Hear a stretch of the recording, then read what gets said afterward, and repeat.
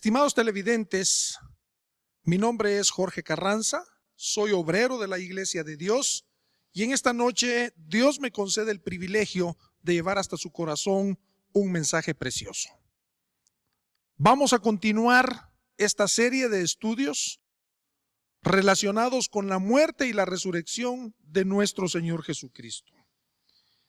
Antes de entrar en la meditación, vamos a encomendar a nuestro Dios este programa para que usted lo pueda recibir no como un mensaje nuestro, sino como un mensaje de nuestro Dios hacia su corazón. Le voy a rogar que juntamente conmigo incline su cabeza y vamos a elevar esta oración. Padre nuestro que habitas en las alturas de los cielos, venimos con mucho gozo en nuestro corazón para agradecerte todos los favores y misericordias que tú has tenido para nosotros. Todos los días, cada instante sentimos tu amor, sentimos la manifestación de tu misericordia y sentimos, Señor, ese gran gozo porque ya hemos llegado a conocerte. Permite, Padre bendito, que podamos expresarnos adecuadamente para que este mensaje que tú nos has regalado pueda llegar a esos corazones que en este momento nos están viendo a través de este programa de televisión. Señor, llega hacia ellos, bendíceles y guárdales y permite, Señor, que con tu Santo Espíritu ellos puedan comprender lo que tu palabra dice, porque es la única manera como podemos verdaderamente conocerte. Lo pedimos y te lo agradecemos en el nombre precioso de tu Hijo Jesucristo. Amén. Bien. Recordamos que la vez anterior, nuestro hermano mencionó todo el amor que Dios tiene, porque es amor. Y dentro de ese amor, Él toma la decisión de enviar a su Hijo Jesucristo para que muriera en la cruz del Calvario por usted y por mí. Bendito sea Dios, bendito sea nuestro Señor Jesucristo, porque a través de ellos hemos alcanzado salvación. Es muy importante que nosotros comprendamos muchos aspectos sobre la muerte y la resurrección de nuestro Señor Jesucristo. No fue casualidad, no fue un accidente en la historia de la raza humana. Fue un propósito divino el que hizo que llegáramos hasta este momento. Y vamos a ver nosotros a través de este tema, a través de esta predicación con el título de La señal de Jonás, vamos a ver cómo desde antes todo esto se fue produciendo porque ya estaba de alguna manera programada por nuestro Dios para que pudiéramos obtener la salvación. Quiero comenzar, por favor, abriendo nuestra Biblia. Le invito para que por favor tenga papel y lápiz a la mano. Usted tome nota de todas las citas bíblicas y las pueda corroborar, las pueda confirmar para que usted vea lo que a continuación nosotros vamos a explicar. Segunda de Reyes, en el capítulo 14 y versículos 24 y 25, dice de la siguiente manera: hizo lo malo en ojos de Jehová y no se apartó de todos los pecados de Jeroboam, hijo de Nabat, el que hizo pecar a Israel. Él restituyó los términos de Israel desde la entrada de Hamat hasta la mar de la llanura, conforme a la palabra de Jehová, Dios de Israel, la cual había él hablado por su siervo Jonás, hijo de Amitai, profeta que fue de Gat-Hefer. Esta cita bíblica nos está hablando acerca del rey Jeroboam, que en ese momento, él, a pesar de que estaba reinando sobre el pueblo de Israel, no había acatado las instrucciones de Dios. No estaba verdaderamente mostrando su amor hacia Dios. Sin embargo, hizo lo que Dios quería que hiciera y le fue dicho a través de Jonás. Y aquí es donde viene la parte importante. Jonás es un siervo de Dios. Jonás recibe la instrucción de Dios de ir a Nínive. Y vamos a contar un poquito la historia para que veamos nosotros cómo esa profecía en un momento determinado se cumple años después. Lo envía a Nínive a predicar, porque nuevamente en aquella ciudad hay demasiado pecado, hay demasiada maldad en el hombre. Y nuevamente nuestro Dios, Jehová, quiere que ese pueblo se convierta a Él, que cambie su actitud, que deje el pecado, que deje la maldad y se conviertan hacia Dios. Sin embargo, Jonás no quiere ir. Jonás decide embarcarse e irse a otro lugar. Paga su pasaje, sin embargo, los designios de Dios están estipulados para que él vaya a Nínive. ¿Qué pasa en ese momento? Dice también la palabra de Dios, ya directamente en el libro de Jonás, en el capítulo 1 y versículo 17, miremos cómo todas las cosas están verdaderamente estipuladas dentro de la palabra de Dios, dentro de la Sagrada Escritura, y en esta versión lo vamos a leer en el capítulo 2 y versículo 1. Dice de la siguiente forma: mas Jehová había prevenido un gran pez que tragase a Jonás. Y subraye por favor esta parte. Póngale muchísima atención porque de aquí depende nuestro estudio. De aquí depende todo lo que vamos a ver en adelante para que usted conozca las verdades sobre la muerte y resurrección de nuestro Señor. Y estuvo Jonás en el vientre del pez 3 días y 3 noches. Por favor, vamos a ubicarnos en estos detalles tan importantes que son los que nos van a dar la razón y el conocimiento de la verdad en cuanto a este acontecimiento. Y estuvo Jonás en el vientre del pez, ese gran pez que había prevenido Dios para que tragase a Jonás y se cumpliese entonces lo que él tenía como un propósito para la humanidad. 3 días y 3 noches. Por favor, pongámosle mucha atención a esta parte. Años después, muchos años después podemos decir, sucede lo que había sido prescrito por Jonás. Y dice la palabra de Dios que esa señal era la que el Señor Jesucristo iba a mostrarle a aquellos que le estaban buscando para pedirle respuestas, deseando que él se equivocara en las mismas, deseando que él pudiera en un momento determinado decir una respuesta incorrecta para poder juzgarlo, condenarlo y matarlo. Este era el propósito de aquellos hombres en aquella oportunidad. Y le dicen, pero por favor, veámoslo en las Sagradas Escrituras. Mateo, capítulo 12. El Evangelio según Mateo, en el capítulo 12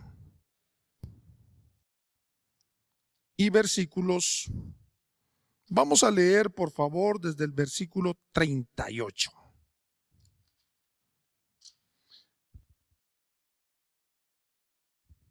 Dice así: entonces respondieron algunos de los escribas y de los fariseos diciendo, Maestro, deseamos ver de ti señal. Y él respondió y les dijo, la generación mala y adulterina demanda señal, mas señal no le será dada, sino la señal de Jonás, profeta. Parecía que era un hecho intrascendente. Parecía un hecho sin mayor importancia que se cumplía en Jonás en aquel entonces.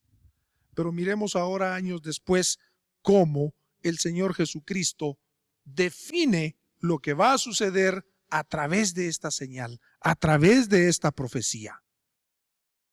Y para complementarlo,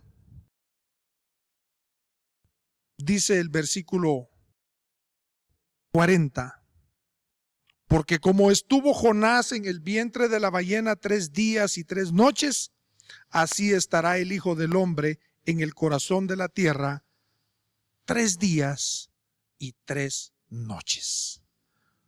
No hay equivocación. Y leamos por favor aún el versículo 41. Aquí se manifiesta la justicia de Dios. No ha habido ningún hombre que pueda decir: a mí Dios me hizo algo injusto. Dice así: los hombres de Nínive se levantarán en el juicio con esta generación y la condenarán, porque ellos se arrepintieron a la predicación de Jonás, y he aquí más que Jonás en este lugar. Era la presencia de nuestro Señor Jesucristo. Era el mismo Jesús quien estaba diciendo lo que iba a suceder, lo que tenía que suceder para el cumplimiento de las promesas de nuestro Dios hacia nosotros. No podemos olvidarnos jamás que es una muestra de amor la que se manifiesta en aquel momento. El Señor Jesucristo viene y muere por nosotros. Pero lo importante de todo esto es que nosotros no podemos hablar simple y sencillamente del acontecimiento como tal. Nosotros tenemos que entender claramente cómo sucedieron las cosas. Y ese es nuestro deseo en esta oportunidad, que usted conozca lo que la palabra de Dios dice acerca de la muerte y resurrección de Jesús. Dice también la Sagrada Escritura que Él murió y resucitó conforme a las Escrituras. No como el hombre cree que pudo haber sucedido. No como nosotros creemos que esos acontecimientos se dieron en aquella oportunidad. Para honra y gloria de nuestro Dios, vamos en esta oportunidad a estudiar los detalles de aquellos acontecimientos para que nosotros veamos, para que usted nos acompañe en este viaje para entender lo que sucedió en aquella oportunidad, conforme a las Escrituras. Hoy por hoy hay tantas situaciones que se mencionan, que si murió miércoles, que si murió viernes, que si resucitó domingo, que si fue el día lunes, etcétera, etcétera. No nos confundamos. No comencemos a buscar donde no vamos a encontrar. Busquemos en las Sagradas Escrituras. Es importante que usted tome en cuenta que para estudiar lo que aconteció con el Señor Jesucristo en aquella oportunidad, cuando corría el año 30, sucedió no en donde nosotros estamos ubicados, sucedió allá en Galilea. El Señor Jesucristo era judío. El Señor Jesucristo cumplía todo lo que aquella cultura tenía establecido. Si usted quiere saber cómo se comporta un guatemalteco, pues usted tiene que buscar las leyes guatemaltecas, tiene que buscar la Constitución guatemalteca. Pero en esta oportunidad estamos hablando del Señor Jesús, que era de nacionalidad judía. Entonces, para él, su constitución era el Pentateuco. El Pentateuco está compuesto por los primeros 5 libros de la Biblia: Génesis, Éxodo, Levítico, Números y Deuteronomio. Eso era lo que componía todas las normas que debían cumplir los judíos. No lo decimos nosotros. Vamos a verlo en la palabra de Dios. Vamos a buscarlo nuevamente en el Evangelio según Lucas, en el capítulo 3. ¿Por qué razón? Jesucristo vivió sobre la tierra en aquella época Y es importante que nosotros sepamos cuál era la proveniencia, cuál era el origen de todo esto que estamos hablando en esta oportunidad. El Evangelio según Lucas capítulo 3 y versículo 23 dice de la siguiente manera: y el mismo Jesús comenzaba a ser como de 30 años, hijo de José como se creía, que fue hijo de Eli. Si nosotros analizamos la genealogía que está escrita también en la Biblia, vamos a encontrar que José en su origen era judío. No obstante, recordemos esa parte que se menciona ahí, como se creía. ¿Por qué? Porque cuando María concibió, recordemos todo lo que pasó en aquel momento. José, por respeto a ella, por no ponerla en evidencia, por muchas razones, él trata de dejarla.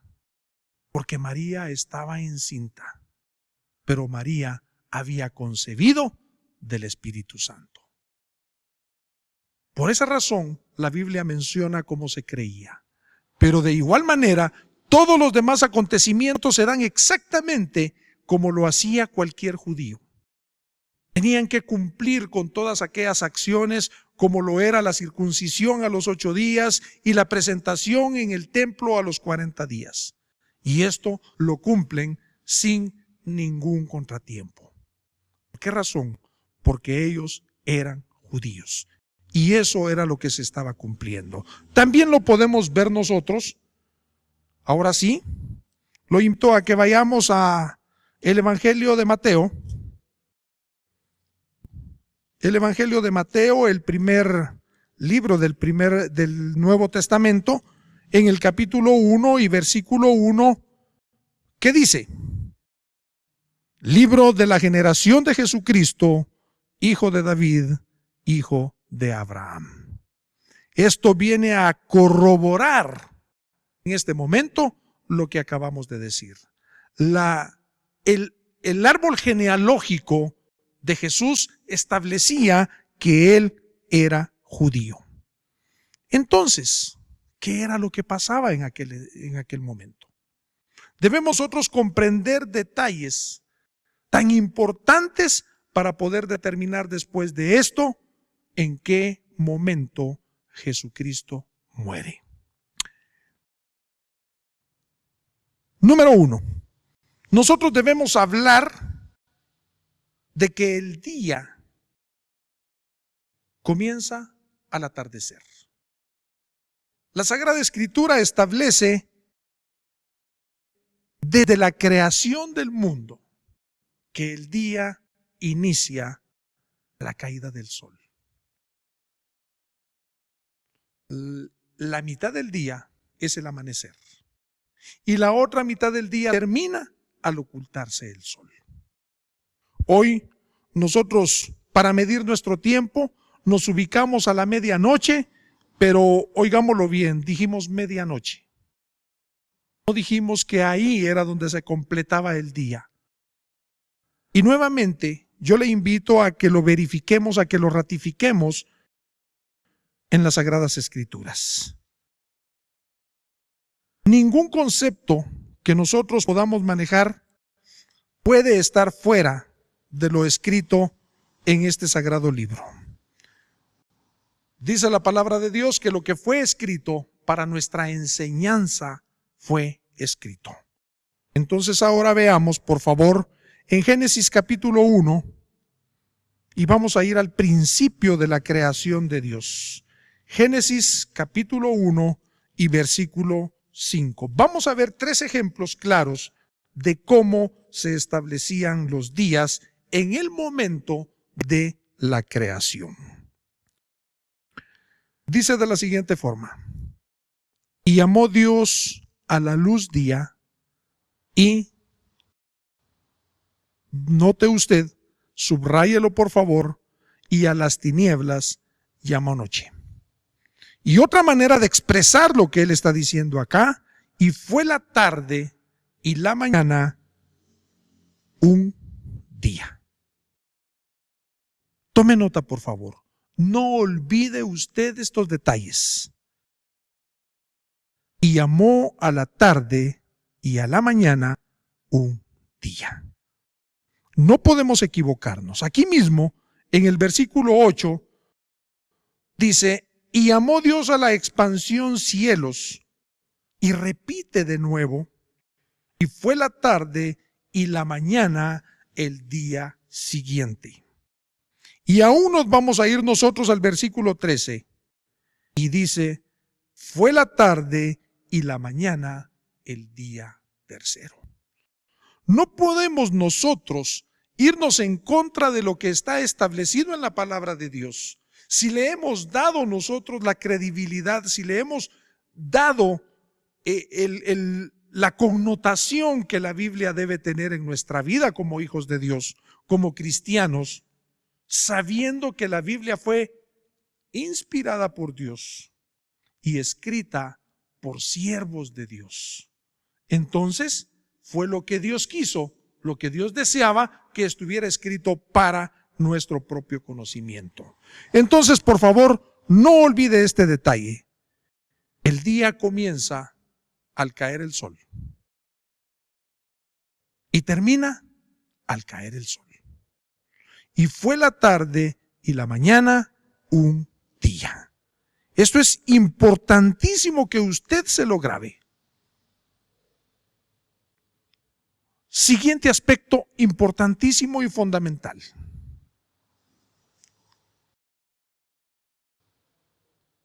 Nosotros escuchamos, hablamos acerca del sábado.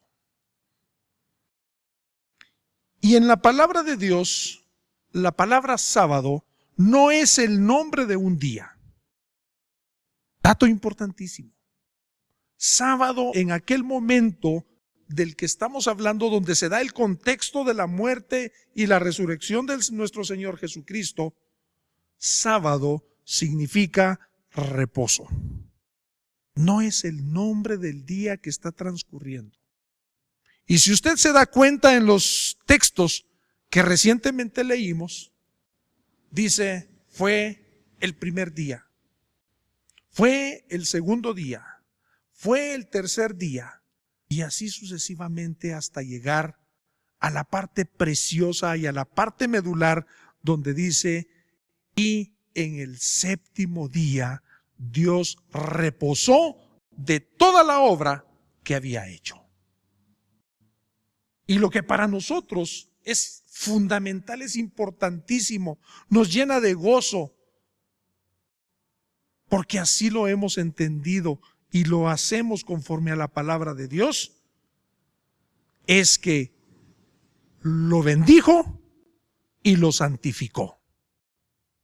¿Cuándo fue esto? En la creación de Dios.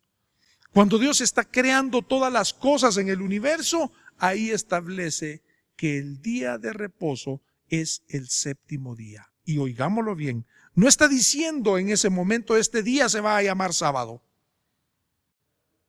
Sencillamente dijo, este será un sábado. Vamos a notar esto más adelante cuando analicemos la muerte y la resurrección de Jesús nuevamente. Cuando vayamos estudiando esos conceptos tan importantes, vamos a ver cómo estas cosas son determinantes para establecer el momento de los acontecimientos sobre la muerte de nuestro Señor Jesucristo. La palabra hebrea se dice Shabbat o Sabbat. Y esto significa reposar, cesar, finalizar, soltar y descansar. Y lo vamos a reiterar nuevamente. Y así se cumple también para los hijos de Dios. Así se cumple también para todos aquellos que hemos adquirido el conocimiento y el entendimiento de lo escrito en las Sagradas Escrituras. Aquí nuevamente en el Génesis. solo que ahora en el capítulo 2. Y vamos a leer los versículos del 1 al 3. Y fueron acabados los cielos y la tierra y todo su ornamento. Y acabó Dios, póngale atención por favor y subraye esta parte. Y acabó Dios en el día séptimo su obra que hizo y reposó el día séptimo de toda su obra que había hecho. Versículo 3. Y esto es precioso. Y bendijo Dios al día séptimo y santificólo, porque en él reposó de toda su obra que había Dios creado y hecho. Y le invito para que usted continúe leyendo el libro de Génesis. Es precioso lo expresado por nuestro Dios acerca de la creación. Pero si usted nota acá, en ningún momento se dice que terminó el día sábado. No, dice, finalizó todo lo que él había creado en el día séptimo. Entonces, por favor, tome debida nota, no se olvide de este detalle. El nombre del día en aquel momento no era sábado. Sábado solamente es un concepto de reposo. Y lo vamos a ver más adelante. Lo vamos a ratificar también conforme a las Sagradas Escrituras. Nuestro compromiso en esta oportunidad, por este privilegio que Dios nos concede, es llevarle a usted estos detalles, para que usted se goce al igual que nos gozamos nosotros, entendiendo lo que la palabra de Dios dice. Podemos encontrar muchos textos que nos hablan acerca de esto. Sin embargo, seguiremos estudiando cada uno de los conceptos. En el libro de Levítico, aquí mismo, recordemos que en un principio hablamos de que la constitución para los judíos en aquel momento, en ese contexto en el que estamos hablando cuando el Señor Jesucristo ejercía su ministerio en la tierra, cuando el Señor Jesucristo caminaba por aquellos lugares predicando el Evangelio, y un Evangelio que, como se habló en un principio acerca de Jonás, era un Evangelio de arrepentimiento, para salvación, para perdón de pecados. Pero tampoco se cumplió en este instante. Pero veamos Levítico 23. Dice desde el versículo 1, y habló Jehová a Moisés diciendo, habla a los hijos de Israel y diles. No fue Moisés el que se inventó las cosas. No fue un hombre el que tomó la decisión de decirle al pueblo cómo debía actuar, qué debía hacer. Fue la voz de Jehová la que llegó a través de Moisés para poder decirle al pueblo qué era lo que esperaba que hiciera. Continúa diciendo, habla a los hijos de Israel y diles. Nuevamente les suplico que tome debida nota, que subraye esta parte de las Sagradas Escrituras, porque estamos hablando de cómo Dios inicia la educación de su pueblo.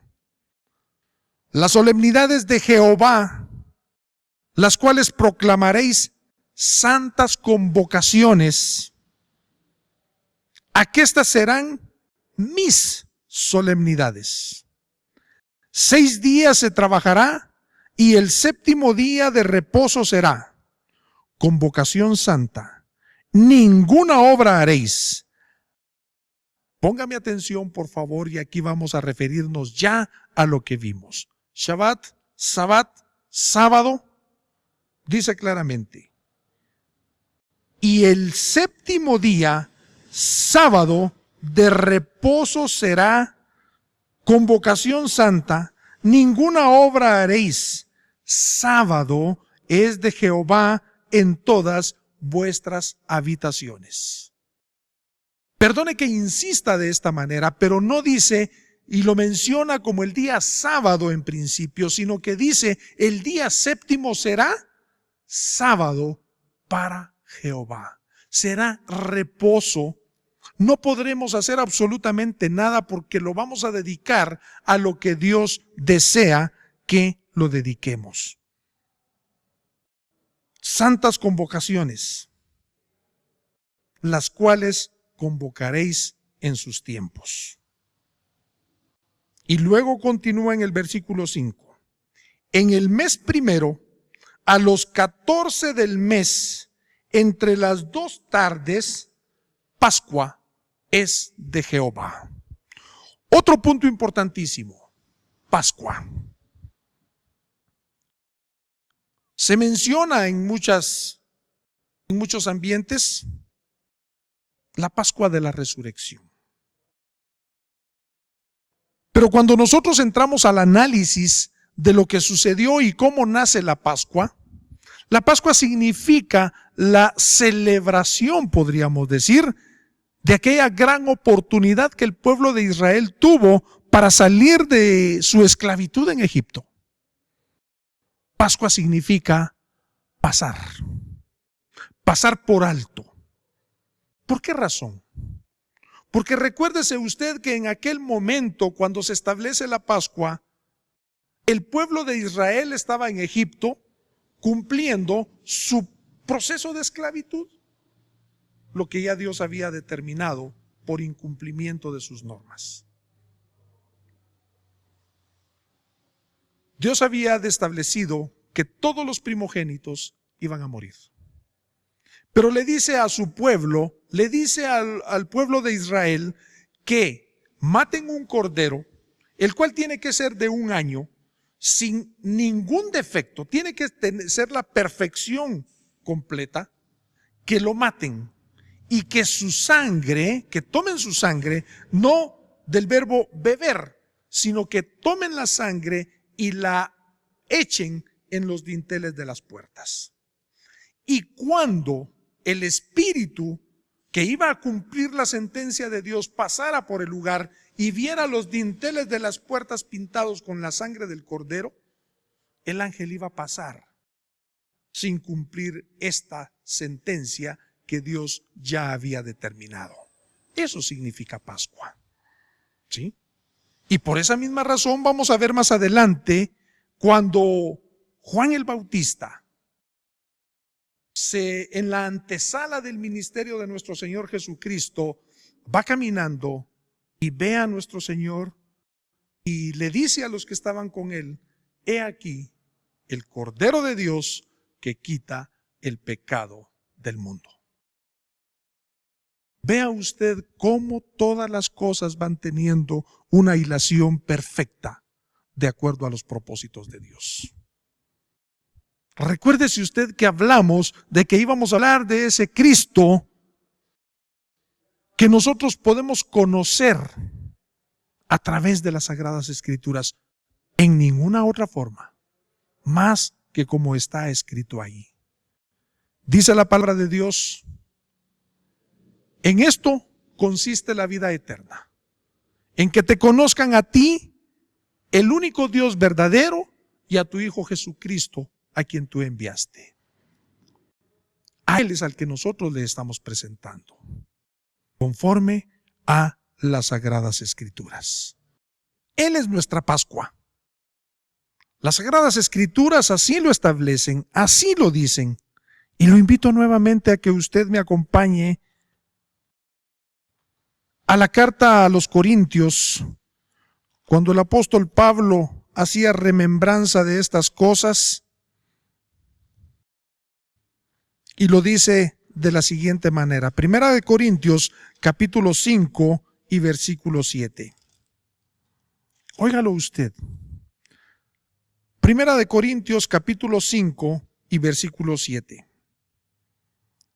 Limpiad pues la vieja levadura para que seáis nueva masa, como sois sin levadura, porque nuestra Pascua, óigalo bien, por favor subráyelo, que es Cristo, fue sacrificada por nosotros.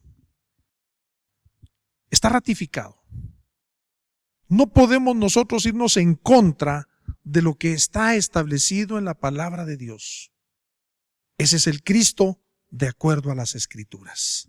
Y esos son los detalles que para nosotros son importantes dejarle clarísimo a usted en esta oportunidad.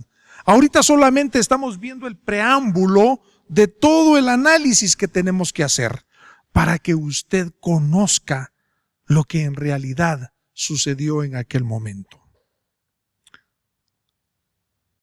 Debemos tomar nota que de igual manera existen otros reposos. Por eso mencionábamos que la palabra sábado solamente la debemos ver con el significado de reposo, de descanso, de cesación, de dejar de hacer las cosas que nosotros deseamos. La palabra de Dios invita a que cumplamos con ese reposo, que cumplamos con ese sábado, pero es importante que quede establecido en esta oportunidad que hay otros sábados, hay otros reposos. Hay reposos ceremoniales. Y esto es lo que compete que vayamos viendo conforme vayamos avanzando en nuestro estudio. No podemos nosotros hablarle a usted si no tenemos un fundamento claro y definitivo. Por ejemplo, el reposo semanal, ya lo vimos, es el séptimo día, establecido en Levítico capítulo 23. Y los otros ceremoniales, vamos a ver algún ejemplo para que usted se quede desde ya con este concepto, para que en adelante tenga claro y usted comience a ver y a ratificar lo que nosotros le estamos indicando. Por ejemplo, aquí mismo en Levíticos capítulo 23, algún versículo siguiente de lo que ya habíamos leído, vamos a repetirlo desde el versículo 5, que dice de esta manera: en el mes primero, a los 14 del mes, entre las 2 tardes, Pascua es de Jehová. Ahora veamos lo siguiente. La Pascua no era exactamente un reposo, pero sí era un inicio de las cosas que tenían que suceder. Y dice el versículo 6, y a los 15 días de este mes es la solemnidad de los ácimos a Jehová. 7 días comeréis ácimos. Esto significa panes sin levadura. El primer día tendréis santa convocación, ninguna obra servil haréis. Esto significa que ese día, hablamos del 14 de Nisán, y luego vamos a ver cómo se referencia hacia nuestro tiempo, 14 de Nisán, y luego el 15 de Nisán es otra santa convocación. Es otro reposo, solamente que en este caso es un reposo ceremonial. Yo le podría decir a usted en esta oportunidad, qué preciosa es la palabra de Dios. Sabiduría de lo alto. No es sabiduría humana. Y le damos la honra y la gloria a nuestro Padre Celestial porque nos ha permitido este entendimiento, este conocimiento. Y le estamos invitando para que usted comparta con nosotros estas maravillas. La siguiente semana, si Dios así lo permite, estaremos hablando directa y exactamente sobre la muerte de nuestro Señor Jesucristo. ¿Cuándo sucedió y cómo sucedió? No olvide, por favor, los detalles que ya le mencionamos. Sábado no es el nombre de un día en el contexto de la muerte del Señor Jesucristo. El Señor Jesucristo era judío y por eso cumplía con todo aquello que el judío hacía. La Pascua significa pasar, dejar pasar o pasar por alto. Muestra de la misericordia de nuestro Dios. Y así sucesivamente, muchos otros detalles que, si Dios así lo permite, estaremos estudiando en nuestro próximo programa, al cual con todo nuestro corazón, con mucho gozo, le pedimos que nos acompañe. Y estaremos estudiando nuevamente la palabra de Dios. Que el Señor le bendiga y paz a usted.